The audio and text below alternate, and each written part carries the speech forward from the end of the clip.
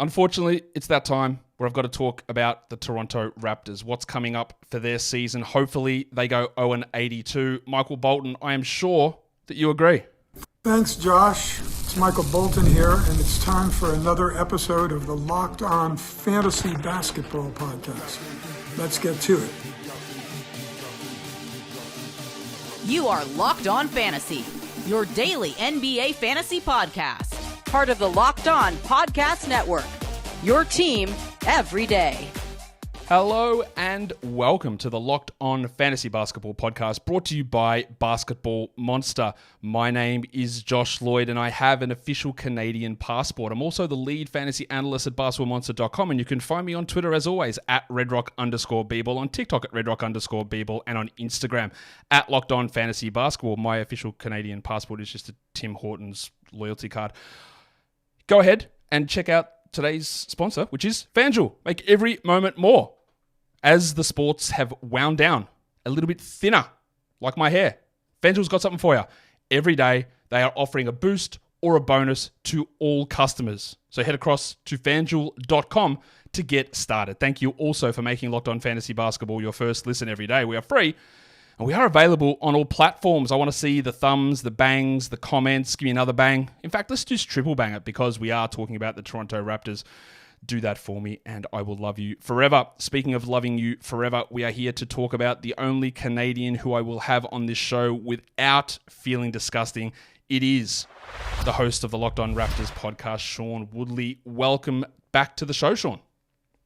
Thanks for having me, man. Am I supposed to beat you up or something on behalf of my country? Yes. I don't know how to fulfill the bit here, but I know I'm supposed to dislike you or something. Yeah, you absolutely have to hate me and inform all of your border security people that are not allowed in the country. And yeah, it's all right. Our basketball team's better than yours, so I think we can put it to rest. We beat you in the Olympics. The feud has ended. We won. Someone put a comment about that on one of my videos. Ago, man, I can't wait to see you talk about how Canada beat Australia. Yeah, I know they did. They were always going to.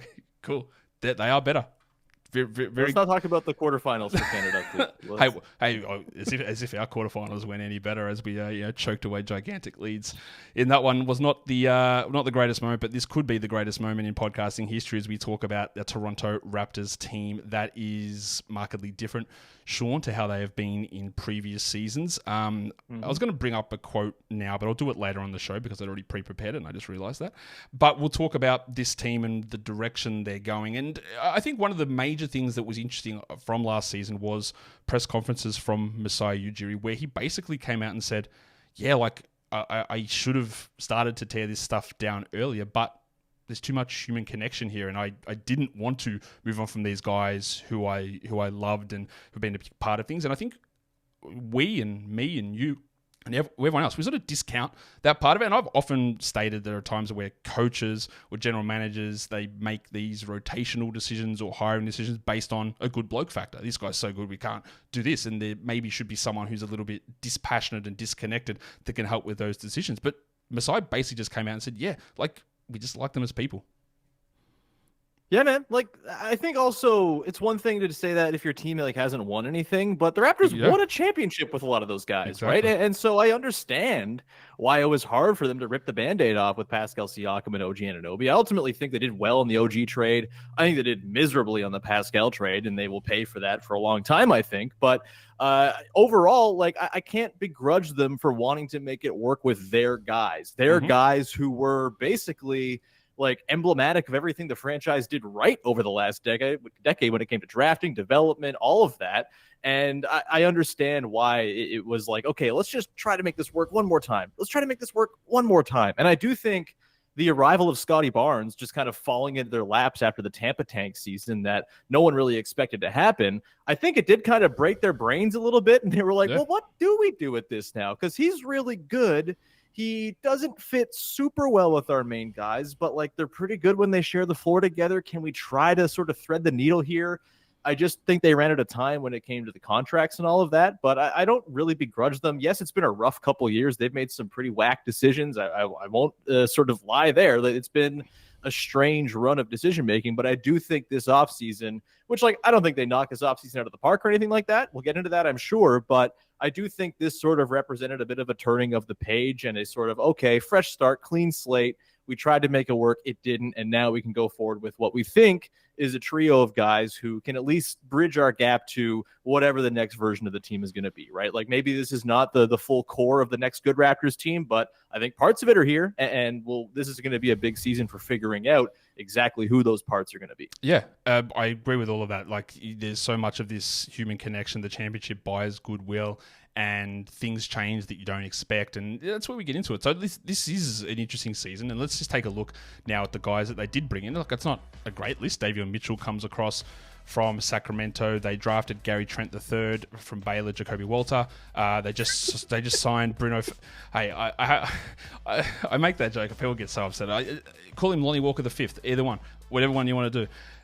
Bruno Fernando, Jamal Shed comes in the second round, Jonathan Mobo at the start of the second round, and my man Ulrich Shomshay, who it's going to take a while, but I'm pretty excited to see what he ends up bringing to this team. But we look at this, and I ask all the hosts, who's the biggest addition? And your answer, Sean, is Davion Mitchell. Now, that's not an inspiring choice, but it's true because most of these other guys aren't going to be playing sizable roles. Mitchell was someone who I did not like as a draft prospect. He fulfilled my expectations of not being very good, but he has a role here in Toronto. So what are you like? Okay, maybe the part of the Mitchell stuff that's interesting to me is that you traded for him and then you drafted Jamal Shed, who's Davion Mitchell as well, which was okay, why do we need to do two small bulldog type defenders we'll see where that ends up landing with both of them. Mitchell's going to get first crack at this backup point guard role. What have you seen from you diving into some of the stuff with him that gives you a little bit of faith that he can be a useful enough player? I actually have no faith at all he can be a backup point guard type. I think really the role for him is sort of off guard, play him in backcourts next to Immanuel Quickley, throw him on the best opposing guard that you're up against, and have him try to replicate the reasonable success he had as a three-point shooter last season, where he shot 36% on, middling volume. I don't think he has point guard skills, really. I don't think you're going to ask him to run pick and rolls or sort of command your offense in second units. And I do think that's a pretty major question for the Raptors going into this year, is who actually does that. I think we'll see a lot of Scottie Barnes kind of getting the run of the second unit like we saw last year in stretches that didn't go super well. I think Bruce Brown will probably actually end up being more or less the backup point guard on this team until he gets traded eventually. And I think Jamal Shed is actually going to get a crack because I do think, yes, similar sort of profile, defense first guys who can't really shoot. I do think Shed has more just in terms of classic point guard table setting skills than Mitchell does. Maybe he doesn't get the first crack. I'm sure Mitchell will, but I don't think it's going to go especially well. And by midseason, I think we could see a guy like Jamal Shed, who's a 4-year college guy. You never expect rookies to make serious impacts, but a guy who is got his profile as an experienced dude, a guy who I think, is pretty polished for a guy coming out of college. I think we could see him getting some run as the backup point guard. Now, do they win any games if this is happening? Probably not many, but I think the backup point guard spot, I think, is going to be a wide open competition, frankly, because yes, Mitchell will get the first shot. I just don't have a ton of enthusiasm about how that's all going to work. And I ultimately think he's better off being an off guard as well. And it maybe can actually kind of have some kind of role on this team. If you haven't picked it up, I am not super keen on the Davion Mitchell thing overall. He's not someone I've really ever sort of looked at and said, ooh, that's a second draft guy for me. 6-foot guards who can't shoot. I'm good for the most part. But, I think he'll get some run. He's going to get an opportunity, and maybe he gets a chance to run with it in a new environment where defense is very much going to be needed for this team from their role players. I think you nailed everything there, but the fact that you're not overly enthusiastic is probably going to get you cancelled as well. So I've got room for you over here, Sean. From because anytime that anyone says something negative about a player, you know what's going to happen. I agree with all that with him, but again, we got to go back to the overall theme of this team.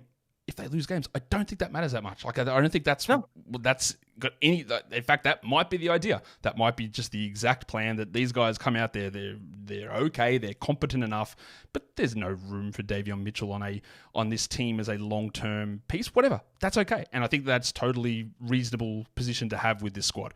In terms of the guys, it's better than Malachi Flynn. I would rather have Davion Mitchell than Malachi Flynn playing minutes for my basketball team. San Antonio Spurs legend Malachi Flynn. In terms of the guys they lost Jacoby Walter Sr. and Gary Trent Jr., Javon Freeman Liberty, Jordan Wara, Jalen McDaniels. I don't know what the hell happened there. And then signed on that day, starting at center, legend Malik Williams. And a bunch of those other randoms that they chucked in towards the end of the season. But I don't think it's anyone's real surprise, Sean, that the biggest loss is going to be Gary Trent, who heads across to Milwaukee. What happened with Trent? Because there was, last offseason, I think it was Chris Haynes that said, Gary Trent and the Raptors are working on an extension. We go, okay, that's weird. I'm not really sure what's going on there. I'm not really sure where he's fitting in. They just drafted Grady Dick, and then that never happened. And then Trent was disappointing, and then I thought he played better towards the end of the season. But in the end, he settles for a minimum contract. I have always been down on Trent compared to others. I think some of the defensive numbers were inflated by a gambling Nick Nurse scheme, and I think overall he's a bad defender. I think that he's a three-point shooter who tries to take too many step-in long twos. While I agree that he is the biggest loss, I'm not sure it's that big of a loss. I don't think he's particularly good, and I think that there were some things that were papered over, I guess, with the Gary Trent game. So there'll be Raptors people who'll be like, man, he was so awesome, we should have kept him. I'm guessing you don't feel exactly the same way. No, those people are wrong. Look, I liked Gary Trent Jr. He was a cool guy to have around, fun vibes guy and all of that. I think a lot of his value was overinflated, by a pretty hot start with the team when they traded for him back during the Tampa season, where he was maybe the only good thing going on other than Kem Birch floaters in the last part of that wretched season. Yeah, I had someone tell me the other day that Kem Birch is balling out at the Olympics. He needs to come back and someone give him a shot. Bro, he's 33. He's been around forever. I think we're good with Kem Birch. But yeah, Kem Birch floaters. There was a moment. It was a moment. In fairness, Kem Birch was maybe their best hope at center down the stretch in the Olympics, but there's a reason why they're no longer playing in the Olympics, and that's because Kem Birch was their best hope at center. Gary Trent Jr., I do think I totally agree. I think the defensive value was never in line with what sort of the reputation was. He's not a good defender. He's someone who jumped passing lanes pretty well, and when he did that, he was totally out of position, didn't have the speed to recover, can't stay in front of guys at the point of attack, can't get over screens. I think he's a bad defensive player. And I think, he's not all that different to me than what Malik Beasley was for that Bucks team. I think he's going to be fine, but it's not like he's going to be a game changer. And I think there's a real question of whether you want him on the floor in high leverage games when it really matters. I think the sort of impact that you lose with him and the Raptors is his shooting was undeniably valuable to Scottie Barnes centric looks. Over the course of their time together, Scottie and Gary Trent Jr. usually were on the floor for the best offensive stretches of Raptors basketball. Now, that's not a very high bar to clear. It's been a rough go offensively for years now with this team, but they did have some nice chemistry. They did have some decent numbers as a group with Gary Trent Jr. and Scottie Barnes playing together. And look, the Raptors don't have much in the way of usable data from last season. They played 30 different guys. They had 4 different iterations of the team over the course of the year. But one of their most used lineups, their second most used lineup, was their starting lineup after the Pascal Siakam trade, before Scottie Barnes and Jakob Poeltl got hurt, which was Quickley, Gary Trent Jr., RJ Barrett, Scottie Barnes, Jakob Poeltl. That lineup was a plus 12 per 100 possessions and was very good on defense, actually, or at least average to slightly above average on defense and very good offensively. And so you could look at that and say, hey, tiny sample, but hey, there was something there. There was the outline of something. I think the Gary Trent Jr. impact on that was purely the shooting. And I think there's a real chance that a lineup with Grady Dick in place of Gary Trent Jr. does similar things. I think Grady Dick also has the upside down the line to do a lot more than Gary Trent Jr. did. And I also think Jacoby Walter, as much as you're calling him Gary Trent III, one thing that Jacoby Walter can do is get to the rim and get to the line. And Gary Trent Jr. was allergic to the rim. I think that's something that's going to be helpful down the line with Walter. Maybe not this season because there's 14 shooting guards on this roster, but sometime down the line, I think Walter has a chance of being a more dynamic and sort of two-way player than Gary Trent Jr. ever was. So yeah, it is the biggest loss, but It's not a huge one in terms of the grand scheme of the overall sort of health of the Raptors. And I think they're going to be happy that they didn't give that once reported extension that was going to be handed out to Gary Trent Jr. That I don't know what happened there. Maybe they just came to their senses and realized, what are we doing? What's going on here? It's nothing against Gary. Had a great time with him on the team, but I don't think they're going to miss him all that much outside of just the pure shooting that he brought to the table when he was on the floor. I feel like that extension tweet was just like manifesting destiny. It was like, hey, we're getting an extension. The Raptors like, are you sure about that? Yeah, no, it's definitely happening. But I'll tell you what is happening right now is that this episode is brought to you by FanDuel Sportsbook, because across the summer we have got fewer sports going on. Major League Baseball is still there. The Olympics are still going at the moment. We've got the WNBA season. I think it's going to start back up after the Olympics. All of that stuff is still going on, but it's just not as busy as what it usually is. But FanDuel's got the solution. They're going to give every single customer, they're going to give a boost or a bonus every day, all summer long. So you don't have to just sign up. You've just got to be there. Every day you get a boost. Every day you get a bonus. What are those two things? All summer long over at FanDuel. So go to FanDuel.com and start making the most of your summer. FanDuel is an official sports betting partner of Major League Baseball, and don't forget to gamble responsibly. That does bring us into the projected starting lineup. Sean, you mentioned it already about that grouping that had some success after the trade, and it's basically going to be that group with them sliding Dick in instead of Gary Trent into that group. We're going to talk a little bit more about Barrett and Barnes later on. I do want to just quickly touch on Dick, because he came into this, and this is one of those things that is always a really good lesson for people. People say, well, he's the best shooter in the draft. And I go, maybe. Like, he could be. He isn't at the moment, clearly 1 year in. And I think there are some signs that go, maybe he's not going to be just this pure spot-up three-point shooter. He can probably do more than that. So while it was a disappointing season, he had some real struggles as a shooter. That happens very often for people coming out of college. I expect a pretty sizable leap from Dick, but what else can the Raptors get from Dick that's not just shooting? Yeah, I mean, I think he's way better as like a secondary playmaker type guy. Like when it swings to him, he can make something happen off the catch in a way that Gary Trent Jr. just couldn't. When Gary Trent Jr. would sort of do a jab step and a bad fadeaway, Grady Dick will put it on the deck, get a paint touch, kick to the next guy. I think that's a thing he does pretty well. He's a good offensive rebounder. I think he's kind of an underrated finisher as well. I think more than anybody in that class last year, he kind of felt the rigors of the NBA and just the physicality of the league. This was kind of a story throughout the season where, he looked totally like lost at sea to start his career. The first couple months, it was like, oh God, something's not right here. This looks like it's just not going to work out.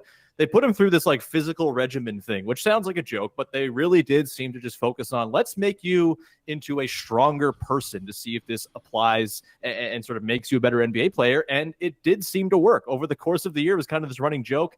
Darko Rajakovic said, oh, he's like a 16-year-old. And then a month later, oh, he's like a 17-year-old now. And then 2 months later, oh, he's like 18 now. And I think by the start of the new season, he'll be in line with his actual age, which is 20 or 21.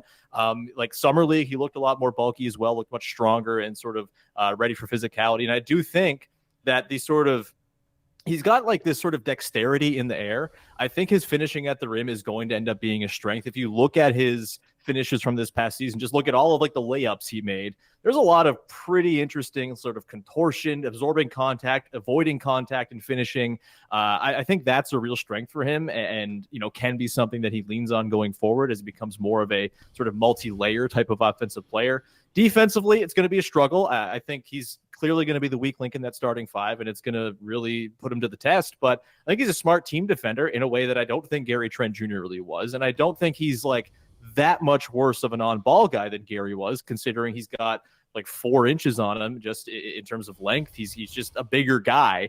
And so, yeah, I think it's going to be pretty similar in terms of shape for that starting lineup. And I think Grady Dick stands a chance of a pretty decent leap this season. I'm not saying he's going to go and become some sort of no doubt, okay, this guy's a clear starter on a good team, and we know this by the end of this coming year. But I think that's there in him, and I think he's going to be in an environment ideally playing with the best players on the Raptors more often, which he didn't get to do enough of last year. He played with a lot of very bad players, and he's the kind of guy who I think is going to be amplified by better players and will amplify good players as well. And I think playing with the better guys on this team as more of a sort of fixture in their plans is going to benefit him quite a bit. I would expect, I'm looking at February of last season where he averaged I think 11 a game. He shot north of 40% from three. He just looked at home on an NBA floor. This was in that stretch where the Raptors played probably their best ball of the season post-trade or post-trades. And I think, that is what I'm hoping to see him capture for most of this season. Can he be a sort of nice fifth starter who doesn't get run off the floor because of his defense, who can sort of tie those lineups together and not make them sort of unplayable? That's kind of all I'm looking for from Grady Dick, and I think that's very likely for him in year 2. Sean, whenever you can get an extra 4 inches from Dick, I think who doesn't want Dick to provide 4 extra inches? Come on, that's really a no-brainer. Your projected bench group is Davion Mitchell, Jacoby Walter, Bruce Brown, who is really approaching NPC territory. I just keep forgetting that he's on this team still. Ochai Agbaji, Kelly Olynyk. And then you said Jonathan Mobo. And I think that Jonathan Mobo you said he's, end of the year he's going to start starting games. I agree. I think that he will be in that same lineup because there'll be some disgusting injuries that definitely crop up at some point. I do want to just talk Brown because what's going on? Why is he here? I know that there's a salary matching purpose to that contract. They didn't seem to really love him when he came across in that trade. He had some knee injuries. His role was all over the place.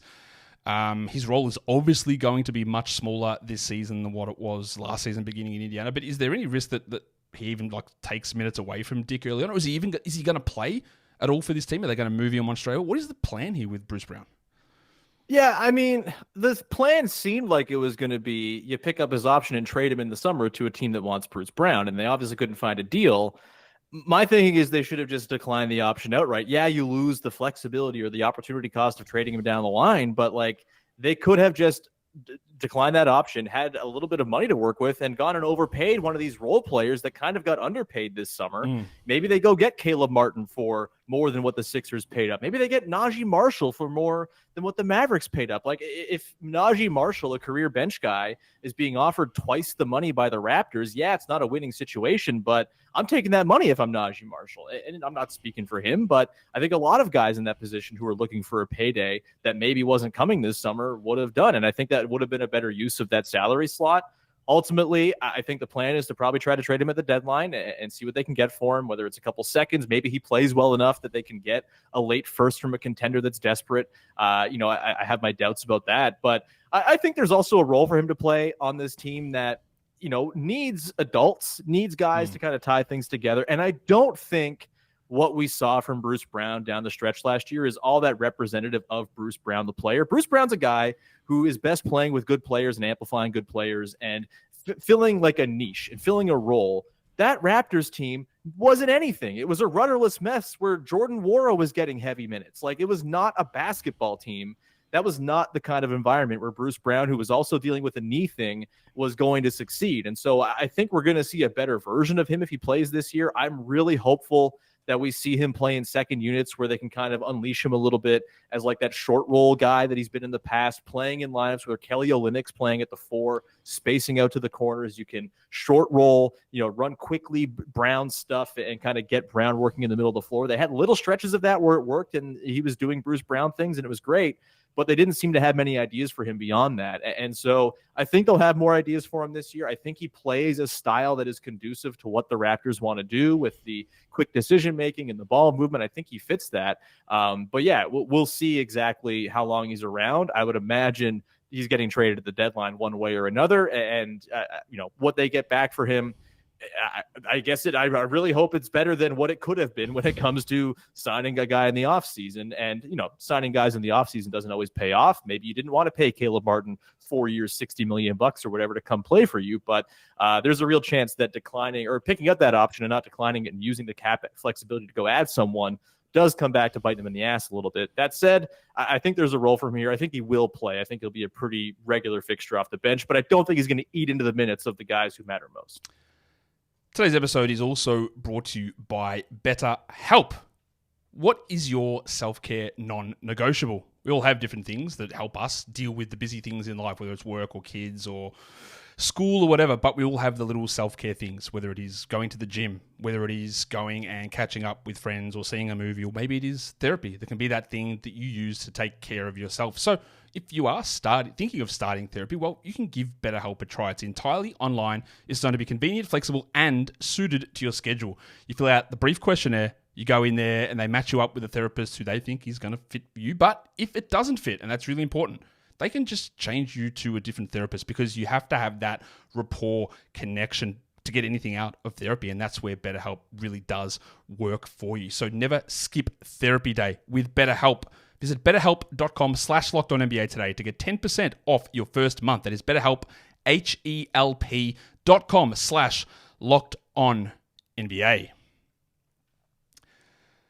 Last season, Sean, it was a big step forward for Scottie Barnes. I could talk for 20 minutes about Scottie Barnes this season. I expected some improvements from Barnes last season. The absence of Fred VanVleet, I thought, would mean we'd get a little bit more usage and ball handling from Barnes, and we did. But there were things that he did that have absolutely zero to do with Fred VanVleet leaving. His three-point shooting jumped up 6 percentage points. He doubled his block rate. His rebound rate jumped through the roof before Pascal Siakam and OG Anunoby changed off the team. So while he did take on that extra responsibility of VanVleet not being there, he just was able to improve in many different areas, which is one of those things that you can all look at it and go, well, it seems obvious that he's going to improve, but there are things that improve that didn't really necessarily make sense. I say all this from a fantasy perspective because we can come out and project this stuff and look at the improvements that can happen, but these sort of big changes in his game were hard to see. Now, I say all this to say, yes, his shooting did improve last season.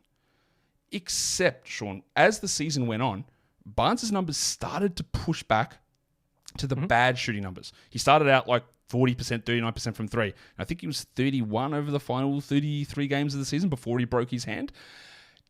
We all talked, he made the All-Star game, he established himself, he got the max contract. But is there any part of that where you look at what happened and the way the season shook out that you worry a bit that some of that shooting concern, because he was a 28% three-point shooter in year two, that maybe he didn't fully figure that out? I don't know. I actually feel pretty good about his shooting. I don't think Scottie Barnes needs to be like the near 40% guy he was to start last year for it to be super effective, right? Like, I think if he's like 36, 37 and drawing closeouts, like Scottie Barnes attacking a closeout is a pretty devastating thing. And he started to do that last season. And I think his catch and shoots ended up like 36, 37% that last year. It was the pull-ups that weren't very good. I don't think there's going to be a ton of pull-up to his diet now that Immanuel Quickley is very clearly the lead guard on this team. I think he's going to take on the lion's share of that.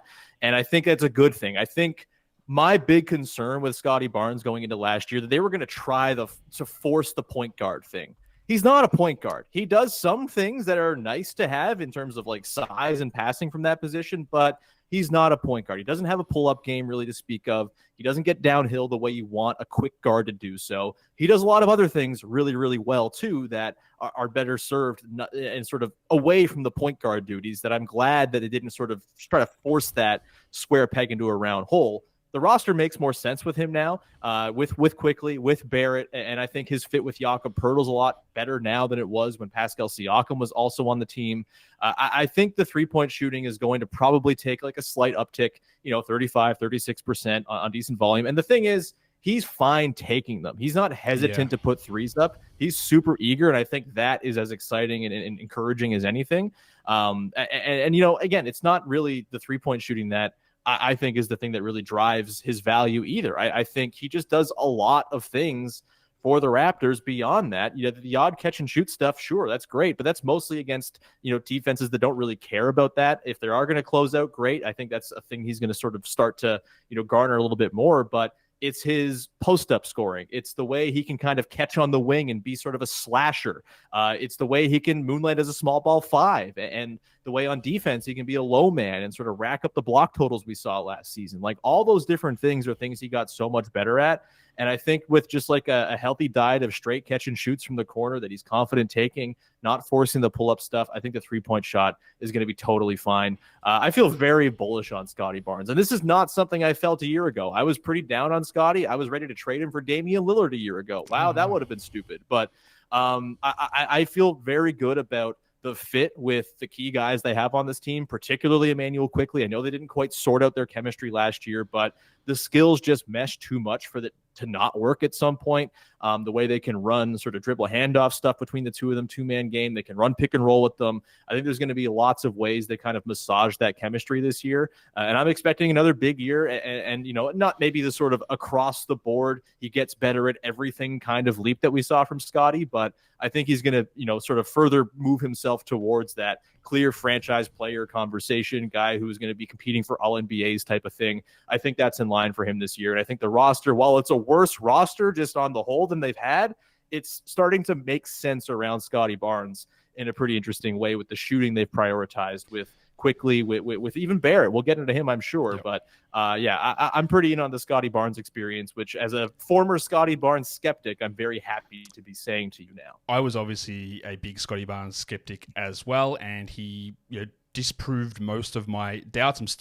I'm not like, it really depends on what your view is. If you think that Scottie Barnes is a future top 10 player, I'm going to say I don't think so, but is he a really solid, really good guy who can be your probably number 2 on a high level team? I go totally okay. One thing I will say is that his usage last season was around 26%. When he shared the court with Barrett and Quickley, it was around 22. How do you see that sort of hierarchy in terms of usage figuring out between those guys? Because they played, 434 minutes together. We had Barnes at 22, Barrett at 24, and Quickley at 21.3 usage. So 3 guys over 20. I could honestly see Barnes even pushing below Quickley usage-wise. And I don't see him matching that 25 that he had last season. Would you agree with that?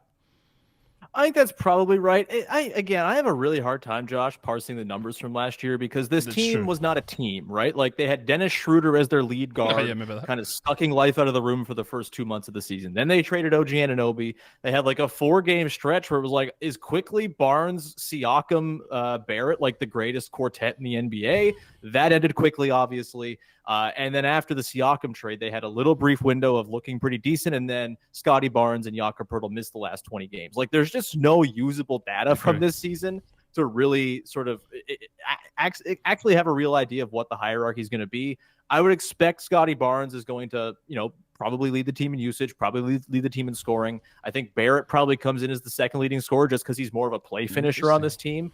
And I do think Quickley, as much as I'm high on his scoring, I'm even higher on his playmaking, and I actually think he's probably going to take on more of a sort of table-setting role. Not that he's going to average 14 a game like Kyle Lowry did playing with Kawhi Leonard, but I don't think Quickley's going to come out and average like 23, 24 like I think some people maybe think he can. I think he's probably sort of more 19, 20, 21, and I think the usage rate is probably slightly below those two guys because he is doing a whole lot of playmaking and sort of not finishing plays off with shots of his own.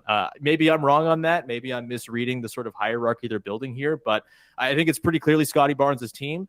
I also think the nice thing about Scottie Barnes, Josh, is that he's not this sort of guy where, he's the best player on your team, but he has to carry a massive, piece of the usage. So much of his value is also from playmaking too, right? Yeah. And so there will be nights where Quickley's the guy and Scottie's more in a facilitating and defense role. And I think that's fine. I think that can work.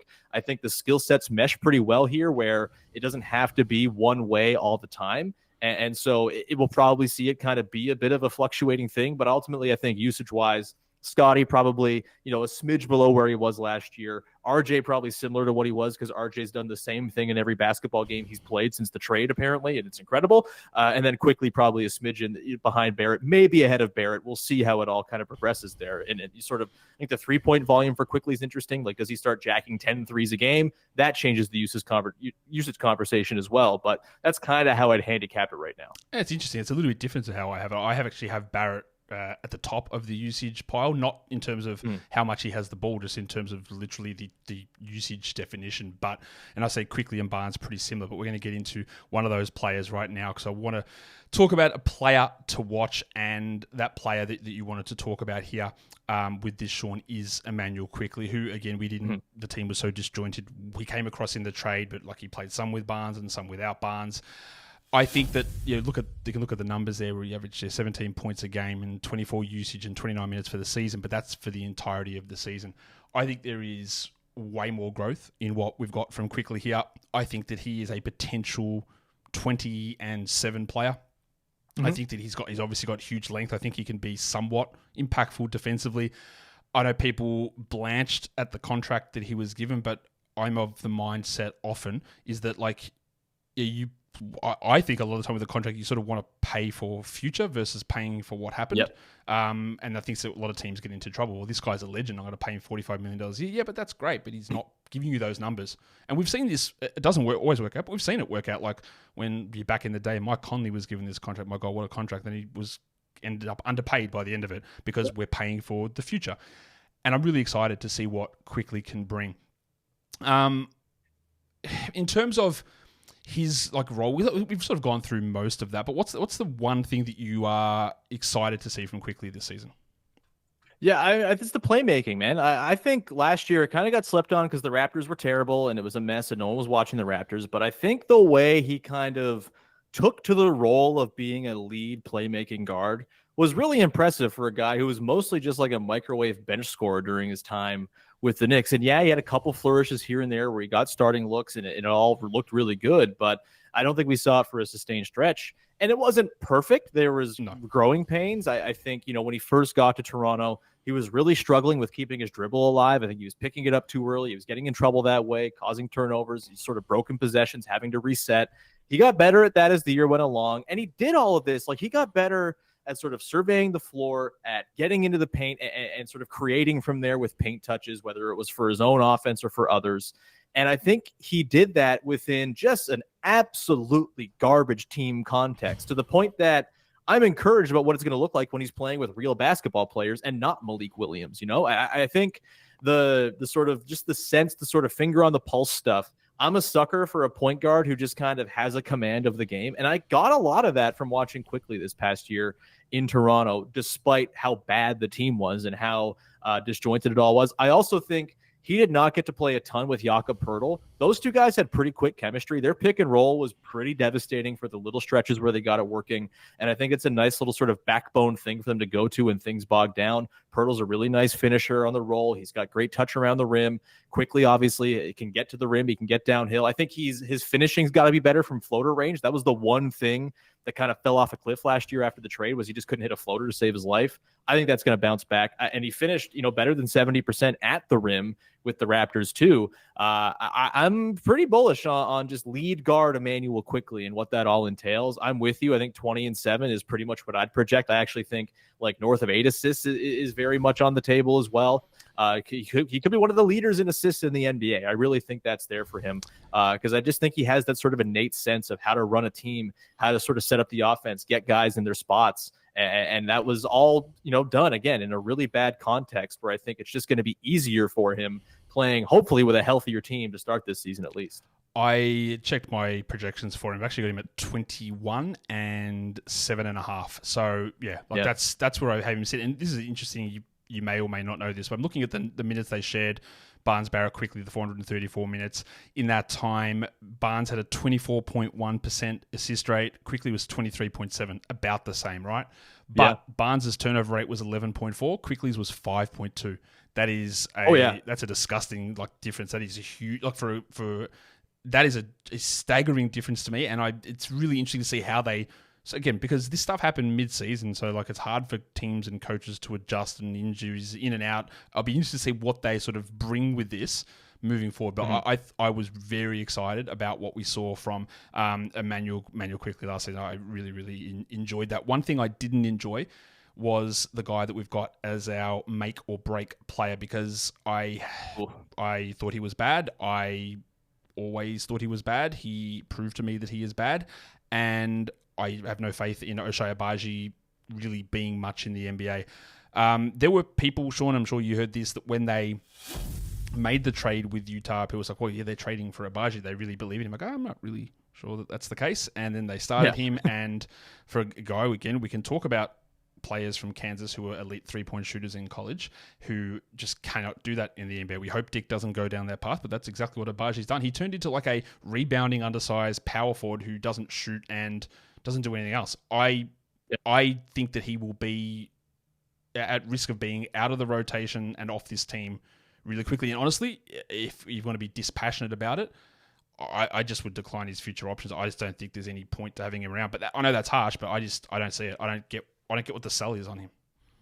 I'm honestly totally with you. I am very, very bearish on Ochai Agbaji. I think it was a worthwhile swing. Like, I'd have no problem with that trade, trading the 29th pick in the draft in what was deemed a not very good draft. I don't care that it was Isaiah Collier who was the pick, who some people like. I don't like Kyle Collier that much in particular. Whoever it was is irrelevant. I think taking a swing on a second draft guy and getting Kelly Olynyk, who I think is going to be a useful player for this team, was totally worth the 29th pick. But I always just viewed it as the Kelly Olynyk trade, and I never really thought Agbaji was going to do much. Yeah, because Olynyk's good. Olynyk is a very good player and just a useful backup who can fill in what you need. Like, yeah, okay, you maybe don't want to give up a first for that, but like, again, vibes, culture, build this team up, a guy that knows what he's doing. Like, I agree with it. To me, it was always like, oh, they got Olynyk, not like they got Agbaji. It's like he got chucked in there, and yeah, I think we're I think we're on that same track. I don't get it. I don't see what he brings. It's only 2 years, but isn't he? He's 25 already. Like, he's the same age as Immanuel Quickley, I think. And I just, we're in agreement with him. Yeah, he doesn't do a lot, right? Like, he's a catch and shoot guy who can't hit shots. He can't do much with the ball in his hands. Like, yeah, he'll once in a while make a nice drive, but it's pretty sparing. And his defense is not what it's professed to be either. It's like, okay, like, I get the idea that he's like a physical 6'5" defender, but in practice, he's letting guys walk by him all the time. He's getting hung up on screens. Like, he's not actually this sort of shut down Avery Bradley type defender that some people think he is. He's just like, the reputation far outstrips what he actually does in practice. And so I'm with you. I think there's a real chance he's just like completely excised from the rotation by like December. And there's a lot of two guards on this team that are going to be vying for positions, right? Like, I think Davion Mitchell's going to play a lot of the two. Grady Dick, Jacoby Walter, like, there are guys knocking on the door, and I don't think Ochai Agbaji is doing like a Hodor level job of holding the door in that case, right? Like, I think it's going to be a pretty easy one to break down.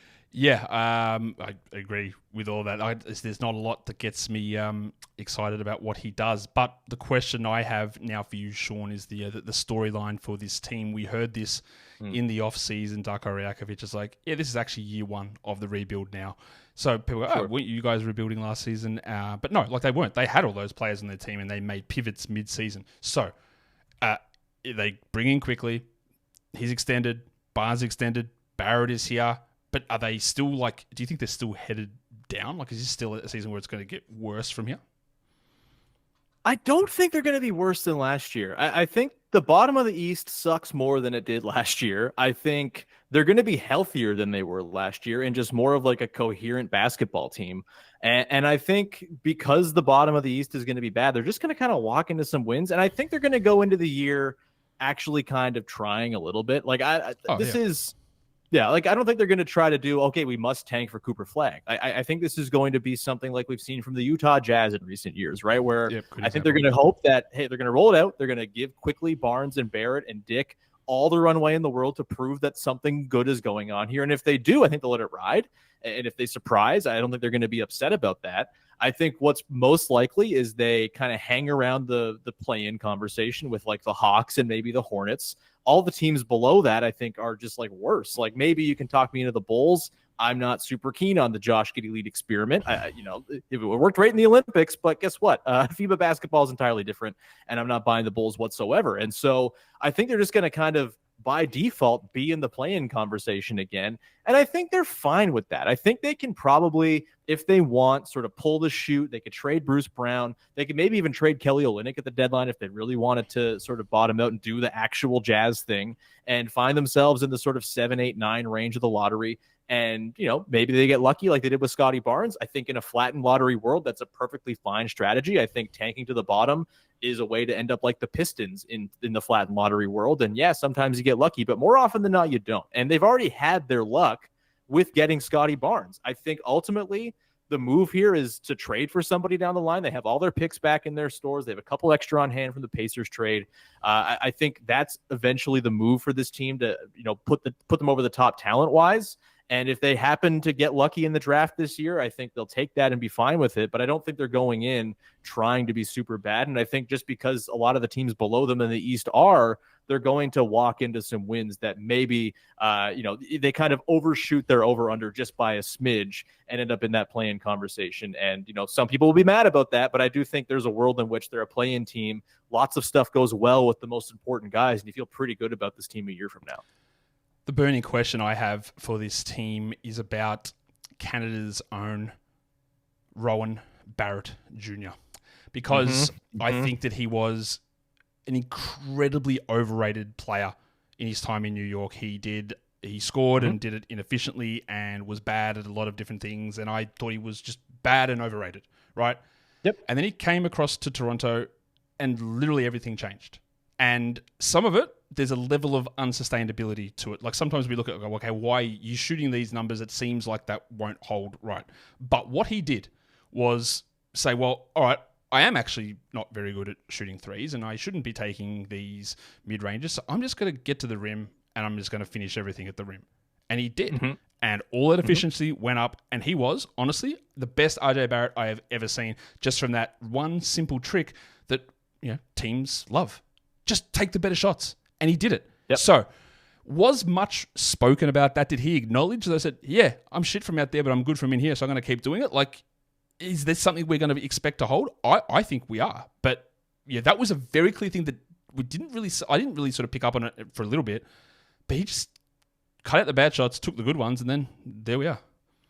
The guy just like every single night was like 22, 7 and 4 on 8 of 14 shooting. It was unbelievable. Like, ridiculous metronomic consistency. And he did it with Canada in the Olympics too. Yep. And I do think it's going to stick, Josh. I think with Barrett, like what happened was they just cut the fat from his game entirely. They said, all right, you're not doing these sort of bully drives where you're sort of starting the offense, driving into the same places that Julius Randle and Jalen Brunson are always driving. I think this was remarked upon by a few people kind of in the Raptors internet. Samson Folk, Raptors Republic, I think was the first on this. Like just the idea of Barrett not playing with two other lefties who played similarly and sort of having like that niche to his own was a big thing. I think they really sort of just took the on-ball stuff out of his repertoire completely. His playmaking mostly comes as sort of a secondary creator attacking a closeout or in transition. He's a total bull in transition now, and it rocks. He's super fun to watch. Yep. Just barrel towards the rim or spray passes out to shooters.